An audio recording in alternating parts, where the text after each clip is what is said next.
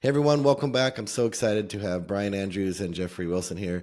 Brian is a U.S. Navy veteran and Park Leadership Fellow and former submarine officer with a psychology degree from Vanderbilt, master's business from Cornell University. So many other things that he's done, but we'll talk about that. And Jeffrey has worked as an actor, a firefighter, paramedic, jet pilot, driving instructor, the basics, and a trauma surgeon, a vascular trauma surgeon. He served in the U.S. Navy for 14 years. And mode of multiple deployments as a combat surgeon. I can't wait to dive in to talk about their book, Dark Rising, how they write this as a team. How did they fall into writing? I don't know if that's the way I would describe it, but end up as writers together.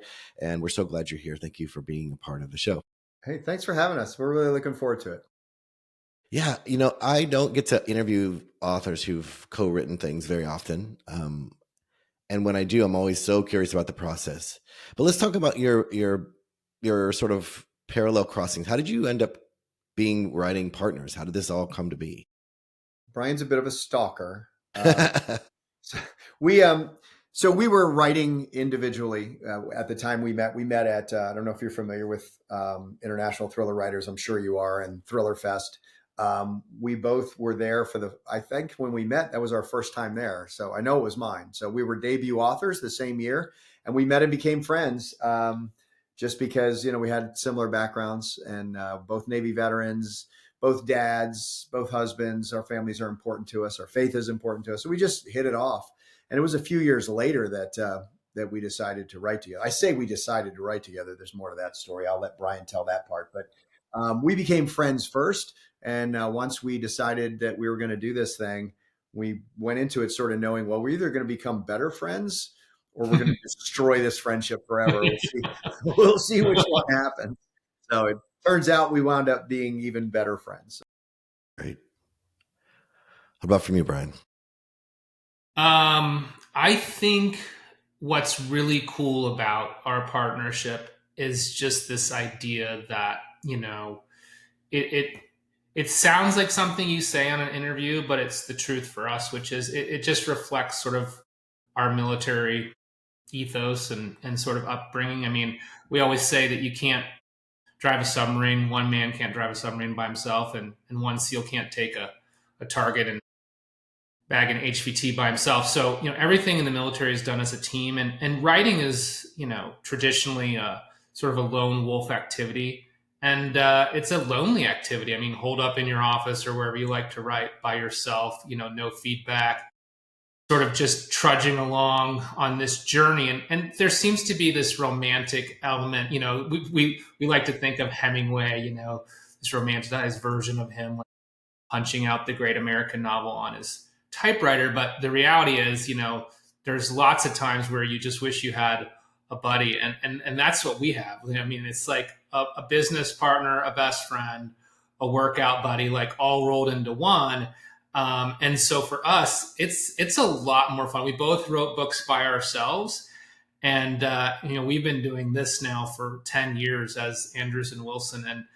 And not only do we sort of have more books than we would ever have put out by ourselves individually, we have a lot more fun doing it. Yeah, that's amazing. I want to talk about the process a little bit later, but for those people who are listening who are like, wow, I don't even understand what the life of a writer's like. And I try to tell people, look, writing isn't what you think it is at all. When someone says, what is it like? I usually try to just paint a metaphor for them because they're not going to know what it's really like. Like no one will really know what it's like to be in the military or deployed unless you have been. You can only gesture towards it. But tell us a little bit about what the solo career was like and how it's changed since you became co-writers. Well, I mean, I think our now that we're both full-time writers, our schedule is much like yours, much like every other writer. I get up in the morning, I spend a few hours on my yacht. Dude, I didn't know you got a yacht. No, I don't know that the writing life changed much in terms of the work, right? Other than we can do it a little more efficiently now, I think. But I think to your point, people that don't write don't understand the amount of work involved, and that's not a martyr thing. It's just not, the writing part is kind of the easy part. It's the fun part, right? So in our life now, we work a 50 or 60 hour week right now because we have multiple series in the works at the same time. We have 4 books coming out this year. We've got all these film and television projects that require our attention. So it's a lot of work. It's definitely a full-time job, but the part of the job on an average day that is the writing is like 3 or 4 hours. If all we had to do is write a book a couple times a year, I could probably write, work 3 or 4 hours a day, 4 or 5 days a week, and we'd get it done. But in addition to the promotion, interviews like this, which we enjoy, there's talking to editors, going through edits, approving cover designs, Zooming with a producer about a TV project we have going on. Those things are an enormous amount of time. It's at least half the day. But for those that are creatives, this will resonate with you.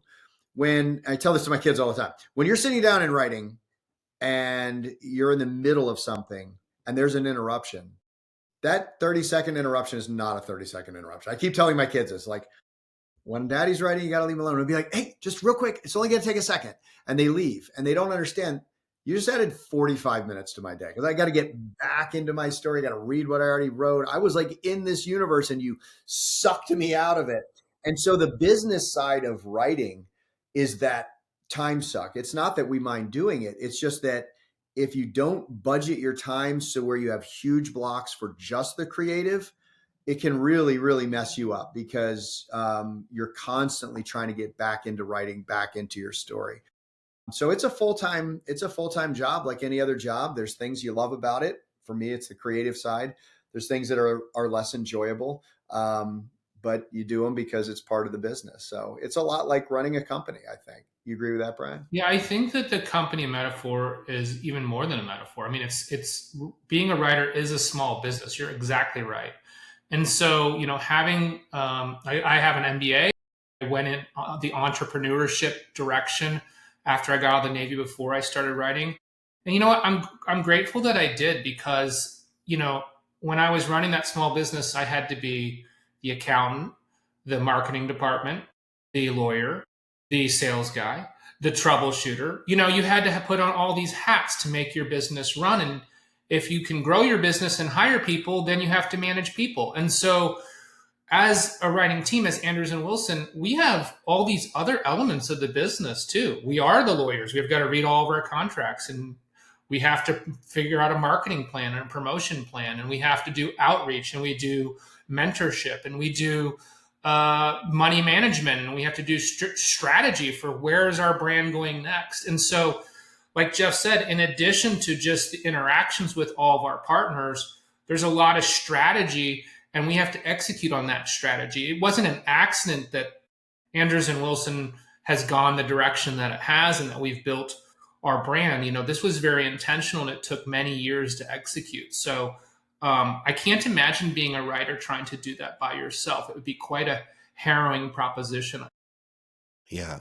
I think that's the thing. Most writers, when they come to me to ask for help, I say, well, just know that most of your work won't be writing and don't let that discourage you. Right. That's exactly right. Yep. It sounds like a fantasy to sit and just make up stories and you're just writing and like, yeah, that part really is. And until it's not, and that it's difficult and you have a deadline and it's not working and you thought this would work out and it's falling to pieces and you have another book you have to start and there's a promotion tour and then sales aren't, all those things, right?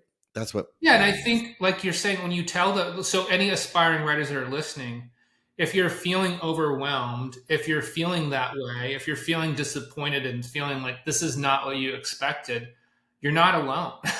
We all go through that. And so, at least you can take solace in the fact that this is what it means to be a writer. This is the business of writing. And, the sooner you accept that and decide to go all in, I think the quicker you'll be on your path to both happiness and success. Yes. And Jeffrey, you said you spent time as an actor. That a lot of actors that I meet, that I've met in the past, think of it as art first, which I think is beautiful. And the business part is what they crash in. And it doesn't matter how talented they were. They just didn't think of their own brand as a business. You have to manage a brand that has both of you attached to it. And you probably have other books you write as well. What does it feel like when you have to have a story deadline or you're deciding on something like Dark Rising, when you're trying to choose a topic? Does the topic come to you? Do you get told by a publisher, hey, we're looking for this angle? How does it come to be? How do you negotiate these sorts of things? Yeah, I mean, I think that the answer to that question is different probably for every writer. And it's also different in different seasons of your career. So for us, I think we're very lucky that we have an enormous psychiatric disorder that puts stories into our head constantly. Yeah. So, we don't have enough hours in the day or the week to write all the story ideas we have. But because we write mostly series, we've only done a couple of standalones ever between us. Um, that first story is a little bit of where do we want to go, but the next story sort of just is fed by the first. And because we write multiple series, those germs of an idea are coming to us in the off season, if you will, right? So we're in the middle of writing a tier 1 book, and in the midst of that research or in the midst of a discussion that we're having, something will come up, and one of us inevitably be like, "Oh, that's perfect for the next Clancy book," or that's we can't use it here, but man, that'll be great in the Shepherds. Let's, make a note. So I don't think we ever struggle with what's the next story and where does it go. We also are not huge outliners. We don't really lock into a story. We start with the big what if, where's our geopolitical issue? What's the inciting event? And then we just sort of let it go from there. And so that helps us a little bit too. I mean, it hurts us because we're a writing team. We have to know what we're doing, but so I think that part of it is actually pretty natural and pretty easy for us. In terms of who decides, we decide 99.999% of the time. We did a series a number of years ago where they thought they were giving us a story idea, but it was like the most cryptic, vague thing. You see him smiling. He knows exactly what I'm talking about. We did these 2 books called Beijing Red and Hong Kong Black.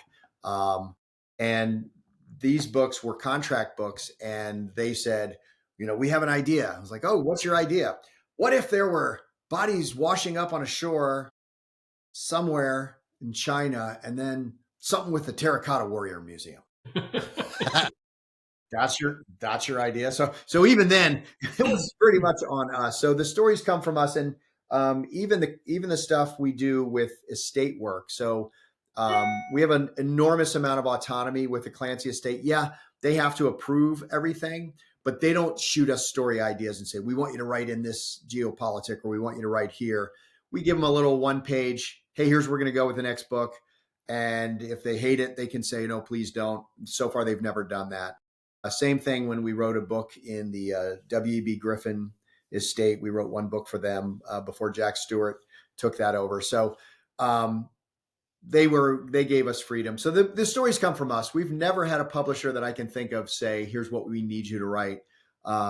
They sometimes have ideas, but they've never locked us into anything.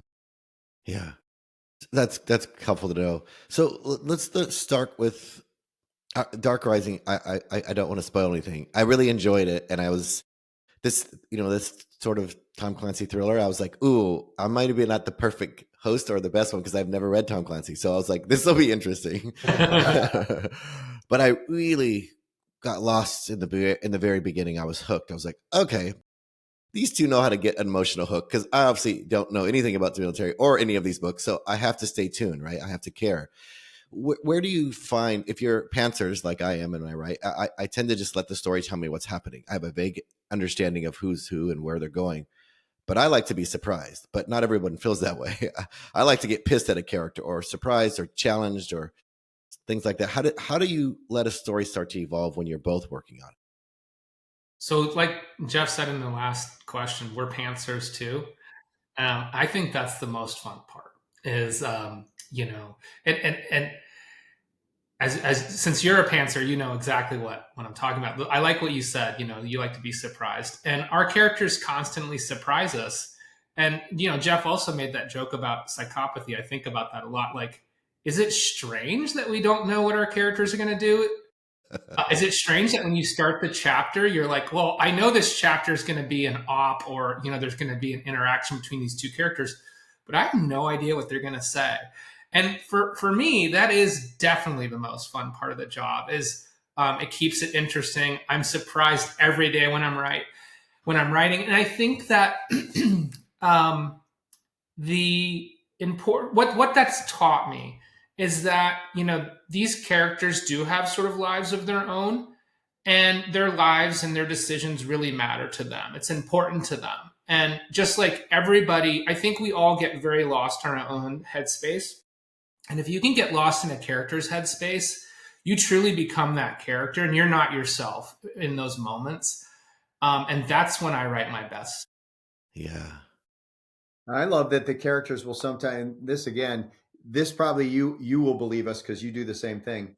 But a lot of times I feel like people, we say this and they don't believe us. They think we made it up for an interview, but the characters have a voice here, right? And especially in a mature series like Tier 1. Like I can't tell you how many times, or even in the Shepherds with Dark Rising, Jed or Dempsey will lean over my shoulder while I'm typing and go, "Bro, I would never say that. What are you doing? Like, what do you even think?" I'm like, "Oh, sorry, John," and I go back and I fix it. So as the characters grow and mature and become more real to us and hopefully to the readers as well, they really do have a say. They get a voice in where these stories go.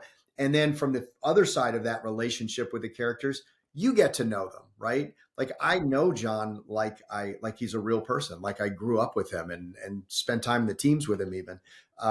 So I know what he's going to do and think and feel and how he'll react in a situation. I don't have to figure it out or do research. I just know because I know him. He's a buddy of mine. Yeah.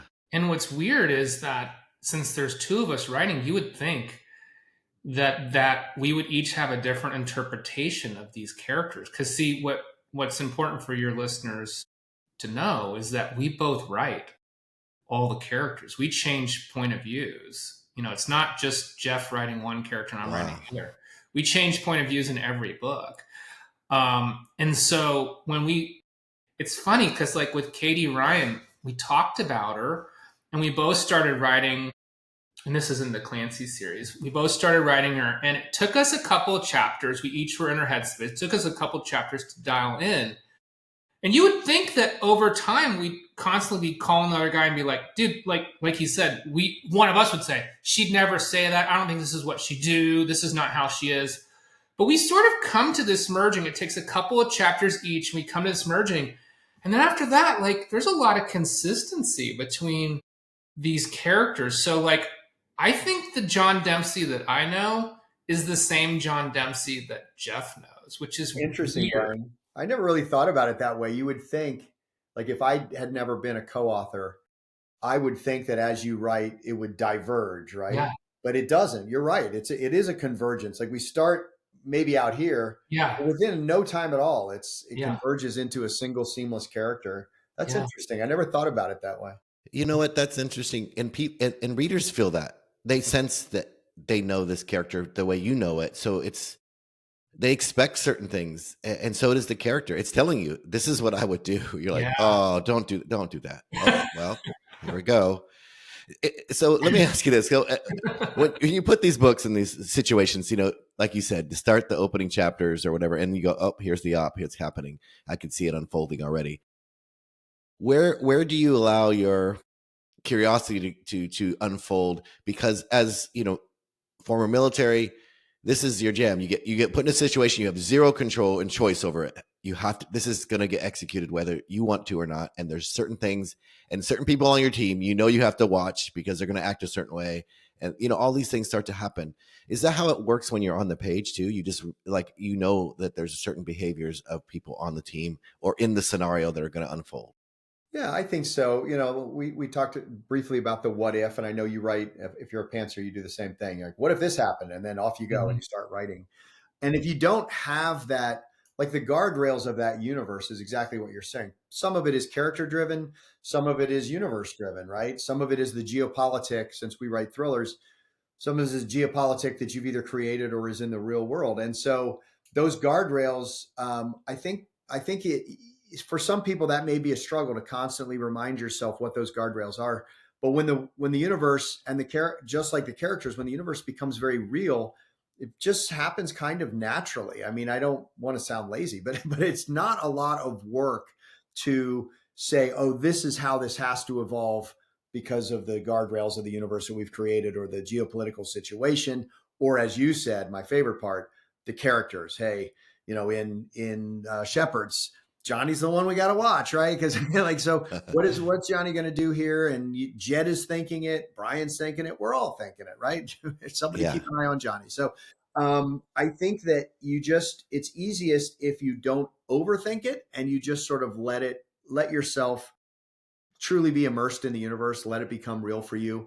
Then it happens very naturally. And in a co-author team, that's more important, I think, simply because we need to be in that same universe together. Otherwise, the readers can tell. They're going to be like, I don't know who wrote which version of Katie as an example, but clearly two different people wrote it because it just has a different flavor, if you will. And so by immersing in the universe, you can prevent that. Hugely important in a co-author team, obviously. Yeah. And thus you didn't take 5 seconds of my time. You took 45 minutes of my time. Return to the universe you just pulled me out of. Yes, that's exactly right. So when you're writing, let's talk about the Dark Rising book in particular. Like, let's say set in San Domingo. Is it something that one of you've been like, oh, I've been there? Or you're like, I wish I was there? Or how does like even simple things like that unfold? Because you have to hold to the variety of one island from another has a different feel, or the things that happen when one of you puts some character or something happens and unfolds like, oh, we're in San Domingo now. Okay, well, here we go. How does that work for you? I think you're muted, Brian. You're muted, Brian. Thanks. It is interesting that, we didn't know we were going to set the book in Santo Domingo. We in Dominican Republic and Haiti, when we started the book, a lot of times what happens is we'll just be talking about something happens in the world, some article we read, or we see some news story, or we make a joke, or something happens. And it just feels right that like, this is where this is going to go. And I'm amazed how many times it almost feels like, this sounds metaphysical, but it's like, well, this story was sort of meant to happen here. And so then we write it there. It sounds so strange, but the more I write, the more I get the feeling that these stories are almost kind of like out there, and we're just like accessing the next chapter ourselves. Yeah. Very That sounds strange to everyone else. It sounds so familiar to me that I was like, oh yeah, of course, that's how it happens. I don't know how else it would happen, actually. Like if you told me to do it like this, I'd be like, well, how would I do that? How would that happen? Yeah. The story drives it, right? As though like it's yes. Again, it's all sounds so cheesy, but it's really true. Like the story determines it. Sometimes we get lucky and we're both very well traveled, both in the military and after the military. And so, sometimes we get lucky and a story drives it to a place we're intimate with. And sometimes we're not lucky and we got to do some research and dig a little deeper and figure things out. But in the end, we try not to lock it in with personal experience, but let the universe decide where it's supposed to go. Yeah. I think that's the most difficult thing to teach someone or tell someone who's starting out as a writer. A lot of writers who I help, traditionally, I help a lot of nonfiction leaders write books that people love, whether they're a CEO or some sort of professor. They're trying to write a book, an entrepreneur. And so I typically don't get to talk to them about my writing, which is fiction. I love to just disappear in the books and worlds that I create. But when you're doing this sort of work together, what does the process look like? Does it, hey, I'm going to write, you're going to look over my shoulder, we're going to be writing in this document together, or you take a first chapter and then pass it back to me? What does it practically look like? Well, we do write at the same time, and we write third person, typically multi-point of view. So we divide up, we write in a 3-act structure. That is our structure. We are Pantser, but we have the structure of 3 acts. And so we look at act 1 and we figure out what the inciting event is. And then we map out, the next 10 chapters in the very most basic way. Like, okay, I'm going to write chapters 1, 3, 7, 9, just going to write the intermeeting chapters, and we divide them up by point of view. And so as we're writing, we're sending the chapter. When we complete a chapter, we send them back and forth. Jeff maintains the master file, and we give each other free rein to make edits into each other's chapters as we go. And so the story is evolving in parallel. And so we have constant communication. We'll talk a couple times, 3-4 times a day when we're writing a new book. And a lot of that conversation is, hey, I'm thinking about this, what do you think would happen, or what would make this more exciting? Or I hit this roadblock because like this character ran into this problem, like, and then that has a ripple effect for the chapters that he's working on. And so we are sort of like, it's like choose your own adventure in the real time. When we hit those inflection points, that's when we talk. Okay, which door do I open? Right door or left door? And then we pick and we open one door, and then we both go through it. And then at the end of that, we hit our DE process. And Jeff, I'll pass the football to you to talk about DE. Yeah, and well, one thing to remember before we talk about that is that some of that is already going on. It's the advantage of this technique where we're truly writing simultaneously. So I want to take two things before I talk about DE. The first is when he says we edit each other, that's where our military background comes in. There is no ego involved. And I think it's what makes co-authoring so hard for some people is you can't say that's my nugget or we changed my sentence, or like when he sends me his chapter, there are no rules. I don't have to call him and ask. We don't talk about it. I just completely rewrite his chapter and he completely rewrites my chapter, and his strengths join with my strengths, and every chapter is better as a result. But there is never a discussion unless it's a plot point that, we want to discuss. So that's part of it. The other part of that though, is that by the time we get to DE, there's been sort of a little developmental editing already because we're already rewriting each other's chapters. And so that sort of accelerates the DE process. I think everybody that writes, especially in fiction, agrees stories are born in DE. You get a framework in your rough draft, but really you turn it into a gem in developmental editing. And so we have sort of the same approach here. Everything and anything can be changed.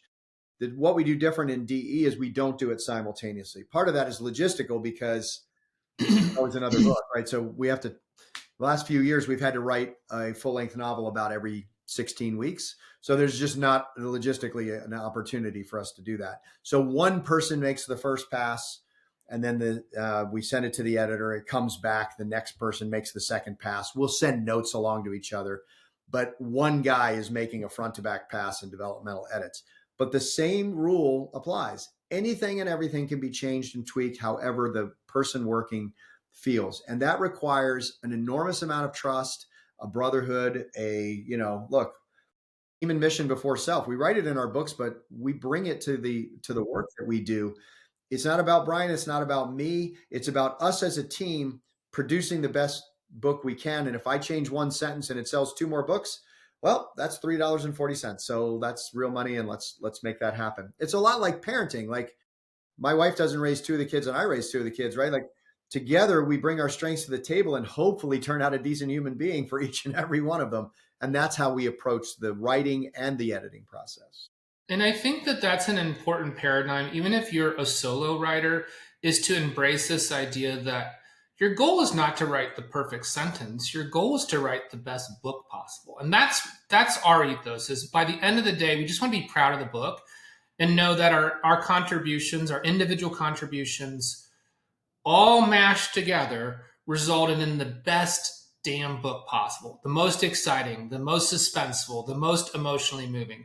And so if you're a solo writer, you should, number one, sort of like let yourself off the hook in the sense that that first draft does not need to be perfect. In fact, I don't think you really figure out the recipe until you started cooking and you go back and taste it and you say, okay, I need a little more spice here. I need to cook this a little longer. I need to pair this sauce or whatever, to use a cooking metaphor. It's the same with your book. So go back in that DE and give yourself permission to change anything and everything you want, as long as the goal is not serving your ego, it's serving making a better product for the customer. Yeah. I'll tell one fun story. I know we're spending a lot of time on this, but I'll tell one fun story that I think is good for writers to hear. I think I know what it's going to be. Yeah, I know you do. Where we sort of learn this lesson, and it's the downside of the way you write and the way we write, where you immerse yourself in the universe and it becomes real to you. Yeah. You do have to continue to remind yourself that it isn't real, that you create. So we were writing a book. It was the second book, right? In Sons of Valor. So it was the second book in the Sons of Valor series, and we had our antagonist, and he's in London, it was the first book, and he goes over to Afghanistan, and he's going to go into Pakistan. And when he left his job in the UK, he had I can't remember what it was, but we'll call it, he had 2 weeks of vacation, right? And so we're like, okay, well, he's got to do this, he's got to do that. but we got to get him back in London in 2 weeks or 10 days or whatever we had said. And we hit this point where just logistically it was difficult. And we went through ruminations on this for weeks. We're like changing chapters, rewriting stuff. Rewriting stuff. And it's like, what? And then I don't remember which of us finally had the aha moment, but one of us on a phone call while we're really frustrated, one of us finally said, wait a minute. Doesn't he only have to go back to London because we said so? Why don't we just go back and remove that sentence and then he can stay in Afghanistan? He's not going back because God said he has to. We said he has to. Like, let's just change it. But we had gotten so locked in to the reality of the universe that we created that we forgot we are the creators and we get to change things and we can go back and move. And so, to Brian's point, you do have to, as a writer, give yourself the freedom to change any and everything that needs to be changed to make the story go to the next level so that your readers will enjoy it the most. That's fantastic. That's our inside joke now. You know, he's got to go back to London, right? So anytime and we'll both laugh and like, okay, I'll change it. Yeah. That's good. You need that language, right? That's what you have when you're doing this work. I co-write with my husband. We write these books about our father who grew up in Southern Appalachia in West Virginia in the largest coal seam in the world. And his father was a coal miner before him and his father. And it just happened to be about 15-minute walking distance from a red light district called Cinder Bottom. And he would tell us these stories that were true. And I was like, these are something else. Like, I've never heard of this place. And he's like, most people hadn't. Until you've never heard of Cinder. And when you leave, you've never heard of Cinder. I was like, this is an interesting thing. And come to find out, politicians, anybody and everybody would go down there to do what happens in a brothel and return, moonshine and whatnot. But we told these stories, and I do the pantsing for the structure of the story. And my husband goes, and he has every right to change everything. Because I'm like, I know nothing. I don't even know what happened. I just went into a fog, taking all these little stories from his dad who we interviewed. You don't want to get stories about Appalachia wrong. There's a very tight group of people. They know Appalachia. And they will tell you. They'll tell you in the reviews, their friends. So you got to hold it. It's like the military. You can't mess up simple things at all because they'll know. Well, that's really been beautiful to watch my husband, give the nuance to the trees, the sounds that they would make. Because I could guess, and I've been there, but I wouldn't really have them from a deep sense of my young life or some things like that. And the structure, the structure only serves the story. If it doesn't get in the way of the work. I mean, people talk to me like these characters are real. Like, oh, when Smokey did this? I'm like, Smokey's not, that happens to be my dad's name, but that's not the character is not him. It will talk to me like I know these people, and I do intimately, but they know them too. And that's a beautiful thing to watch unfold.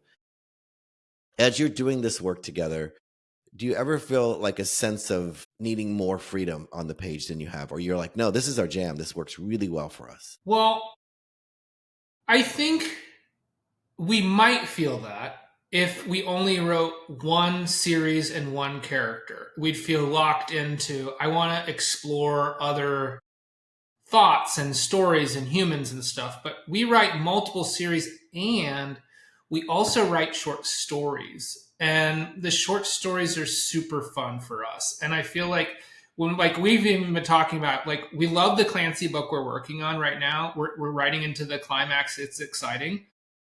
But as soon as it's done, we're both going to put it down and we're going to each write a short story. And it's going to be about something completely different. And so I would recommend to any aspiring writers or current writers who feel locked in, always remember that you can set your current work in progress aside and write something else anytime you want. And that really renews the creative spirit. I don't know if Tom Colgan, our editor at Penguin, or if Josh Stanton at Blackstone are listening. He doesn't mean we can do it whenever we want. We will make our deadlines. The book is coming. No, I agree with that. I think, we have a lot of friends who have either been unwilling or unable to resist that pressure that comes from editors, that comes from publishers, and comes even from agents to, hey, you've got this series, it's working. Just write the next book, We're all making money. We're all making money. Yeah. And that's a real thing in this industry when you have a successful series. And it's very easy to fall into that trap because we've got kids, we've got mouths to feed, we've got college to pay for. So we get that. And we're not telling people to sabotage their careers. But eventually, if you're not excited anymore about the story you're writing, it's going to show on the page and you're going to wish you had done something to fix that. For us with severe attention deficit disorder, that other thing is doing something else. And so, the multiple series part of that is our original business model was to throw as many things out there and see what sticks. And then we were either fortunate or cursed that they all stuck. And now we're having to write them all. But part of that also was just our desire to play in different playgrounds. You know what I'm saying? And so, we've got the straight up covert ops thrillers in Sons of Valor and Tier 1.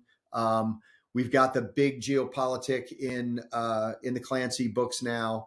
We've got the spiritual warfare and the faith-based elements in Shepherd's series. We've got sci-fi and speculative elements, which is something we both have a passion for. So 4 Minutes and Sandbox, these other books.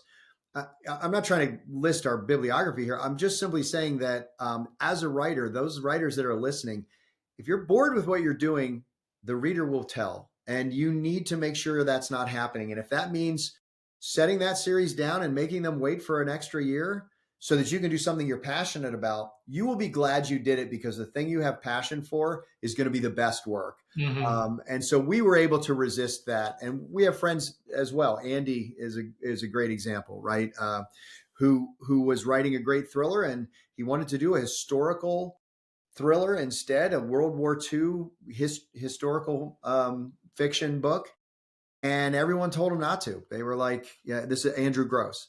There's the book, The One Man. His agent told him not to, and his publisher, and all these people were pressuring him not to. Please just write the next book. And he said, "No, I want to do it." Well, that book was a New York Times #1 bestseller, and now he's written 3 of those. So they were great because he wanted to do it. And so for the writers out there, if you're not writing something you have a passion for, we're going to be able to tell when we read it. So do yourself a favor, write something that's fun. Write something you love. And, I love what you said, take a break. I was like, this like smelling the coffee when you had too much cologne. You're like, I got to resent my senses here.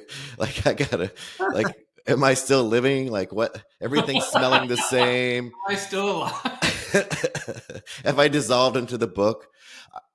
What's incredible is reading your books. I get this sense of the camaraderie that you share as authors through the characters that exist. I could tell that the mission behind this is more important than, yes, it is the Shepherd series. It does have this faith-based kind of bent to it, but the camaraderie that's often talked about in books that involve, some sort of military operation. But I felt like I sensed it in the writing. That's why I was so curious about your writing. I was like, how did they do this? How did this feel like the voices are one? And I think what you just described and how you pass it back and forth and give license to each other allows there to be no rules that hold against this really important message, this book. Thank you so much for doing the work you're doing. Tell us a little about these organizations you support. I know that you care a lot about the lives of veterans at the return of their careers. How are you doing that? Obviously, by honoring some of let's call it the truth, honoring the men and women of service. Let's say that. I feel that strongly in the books. But tell me how you're doing it with the interest groups you're supporting. I think that's been the greatest joy of the success we've had, is being able to use that platform to support the people that do the dirty, dangerous work out on the pointy tip, often unrecognized outside of a cheesy TV show or something like that. So we do a number of things. One of the things we do is very intimate and personal, which is we seek out and build relationships with veterans who are transitioning. And whether it's certainly lots of writers that we have mentored because they want to give this profession a try, but others, Tim comes to mind, Brian, former Navy SEAL who started not what you would think he would do with his next season of life. He's not a contractor. He has his own coffee company and he has his own fine wine company. And so we've been able to partner with him and lift him up and help him promote his work, help him find connections. So connecting people is something we do on a daily basis that is intimate and personal. And then we support specific organizations. This past weekend, we were in Nashville doing an event, a fundraiser event for Seal Legacy Foundation, which is one of the most important charities to us. We're very active with them. We're able to connect people with them. We support Special Operations Warrior Foundation with our friend Brad Taylor. He brought us into that organization at an event in South Carolina, and we've really loved working with them. We've made friends with John Rich, whose passion project is Folds of Honor, and as a result, got to meet Dan, and we support them. So anything we can do to bring awareness to the sacrifices, and that's what it's about honoring the sacrifice of those who silently go out and do what needs to be done to keep us safe. But the passion for us is also their families. We're both married. We were married while we were in service. We know the hardest job in the military is being the significant other left behind. When at 4 a.m, I know if I'm okay, but she doesn't know if I'm okay. And so the sacrifice that they make, and especially the families who have had a loved one make the ultimate sacrifice, that's amazing. And they need to be honored as well. So those are just some examples. But if anyone is interested in joining us and partnering with those, if you go to andrews-wilson.com, which is our website, there are links to all of our partner organizations that we support. You can learn more about them and see how you can support them. And I think just one other thing I want to add, especially considering the podcast is Authors Who Lead. One of the other things that is very intentional, and I love that you brought this up, that you felt it in our prose and in our work and reading the stories, is that especially in this very politically charged time, this time of chaos and uncertainty, and a time where it feels like, it's hard to find leaders who put a cause or principles above their own worth or their own self-enrichment. We try to write characters who are principle-based moral actors. John Dempsey, it's mission before self is not just something he says, it's something he does in everything in his life. And that's what military service is. That's what any type of service is. Servant leadership. I was a Park Leadership Fellow. The whole basis of the program is servant leadership. And I think, not everyone wants to read nonfiction and pick up a self-development book or a book about, David Goggins' new book. We read because we want an escape. We read because we want to be entertained. And that's what Andrews and Wilson does. But at the same time, we also incorporate a message, which is that, it's hard to do the right thing, but doing the right thing matters. And that's what our heroes and characters do. So we get a lot of feedback from writers and fans, more from fans, that just say, I look to John Dempsey because he's a moral compass for me. And I try to say, what would I do, or what would John Dempsey do if he was in my shoes?